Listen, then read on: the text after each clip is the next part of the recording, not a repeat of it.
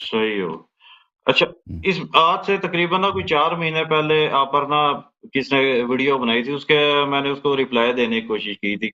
اور بھائی جان نے میرے سامنے ایک سوال رکھا تھا کہ اگر آپ کو مجتہدین حضرات سے اتنی چڑ ہے یا آپ ان کی طرف رجوع نہیں کرنا چاہتے، تو انہوں نے سوال یہ رکھا ہے کہ اگر میں جہاز میں بیٹھا ہوا ہوں تو اب میں نے نماز پڑھنی ہے، تو اب میرے لیے کیا حکم ہے کہ میں کس طرح منہ کر کے نماز پڑھوں گا یا کس طرح نماز پڑھوں گا؟ تو اس کے بعد میں نے ان کو نا ایک جواب دینے کی کوشش کی تھی. وہ امام سے ایک حدیث مجھے ملی تھی کہ اس میں کشتی کا ذکر تھا، تو ان کو جی بھائی جان کو ڈائریکشن کا مسئلہ تھا، تو میں نے کہا کہ امام کا یہ فرمان ہے کہ کشتی میں آپ اس طرح کر کے نماز پڑھ سکتے ہو. ان کا سوال ابھی بھی وہ ادھر ہی تھا، وہ کہہ رہے تھے کہ آپ پہ بھی اور اللہ یاری صاحب پہ بھی قرض ہے کہ میں جہاز میں بیٹھا ہوا ہوں، تو اس میں اب ڈائریکشن میں نے دیکھنی ہے، تو اس چیز کے لیے مجھے مجتہدین حضرات کی طرف ہی جانا پڑے گا. لیکن جب آپ اگر یہ کہو گے کہ اگر ڈائریکشن اس کی چینج ہوتی بھی ہو تو خیر ہے، تو یہ بھی آپ کا اجتہاد ہوگا. تو بہتر ہے کہ اللہ یاری صاحب سے کوئی ایک حدیث سن لوں یا آپ سے یا کسی اور سے ایک حدیث سن لوں، تو اس سے بہتر تو یہی ہے کہ میں مجتہدین کی طرف چلا جاؤں. انہوں نے 40 احادیث کا جو نچوڑ ہے وہ انہوں نے مجھے نکال کے دینا ہے. ٹھیک ہے؟ اور تب جو وہ ہے نا میں جہاز پہ نماز پڑھ لوں گا.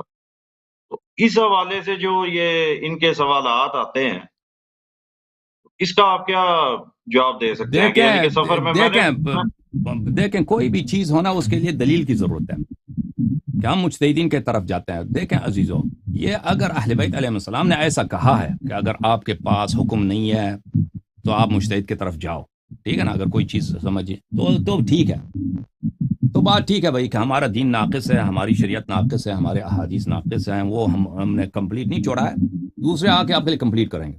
وہ زیادہ عقل مند ہے، وہ آگے اگر ایسی کوئی بات ہے وہ ہمیں دکھائیں، ہم سیکھنا چاہتے ہیں.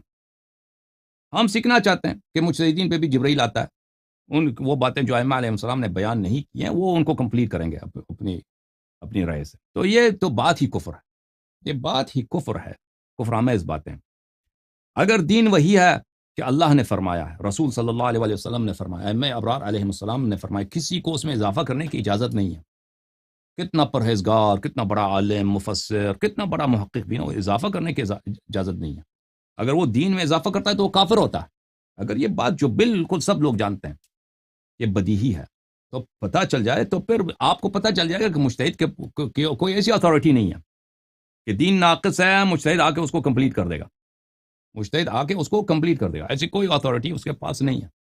اگر روایات ہیں، احادیث ہیں کہ اس طرح کرو، اگر مثلا استقبال قبلہ ہے کہ نماز، اگر قبلہ آپ کو کیونکہ جہاز میں یہ ہوتا ہے کہ انسان کو عام طور پہ پتہ ہوتا ہے کہ قبلہ کس طرف ہے، نارتھ ساؤتھ کا پتہ ہوتا ہے، ٹھیک ہے نا. لیکن وہاں پہ مشکل یہ ہوتی ہے کہ کوئی وہاں پہ آپ کو اپنی سیٹ سے کھڑے ہو کے یا دوسری سائڈ پہ آپ کو نماز پڑھنے کی اجازت نہیں دیتا. مشکل یہ ہوتا ہے جہاز میں نماز پڑھنے کا. یہ نہیں ہوتا عام طور پہ کہ قبلہ کس طرف ہے. عام طور پہ پتہ ہوتا ہے انسان، مثلا آپ لاہور سے جا رہے ہیں کراچی، جو لوگ لاہور کراچی میں پاکستان میں رہتے ہیں پتہ ہوتا ہے کہ لاہور کراچی کے درمیانی علاقے میں راستہ قبلہ کس طرف ہوتا ہے، ٹھیک ہے نا.